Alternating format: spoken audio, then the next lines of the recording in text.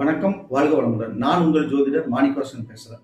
இன்னைக்கு பேசக்கூடிய தலைப்பு என்னன்னு பார்த்தோம்னா, தனுசு ராசிக்கு அதிர்ஷ்டம் தரும் ஆகஸ்ட் மாத தெய்வ வழிபாடு என்ன அப்படின்னு தான் பார்க்க போறோம்.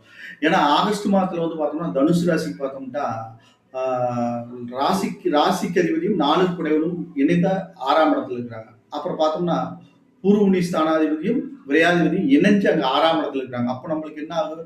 பணத்தட்டுப்பாடுகள் அதிகமாயிரும். ராசிக்கு அதிபதி 6, 8, 12ல அந்த மாசத்துல மறையப்படும். ஆகஸ்ட் மாதம் ஆல்ரெடி குரு அங்க வருஷம் ஃபுல்லா அங்கதான் இருப்பார். ஓகேங்களா?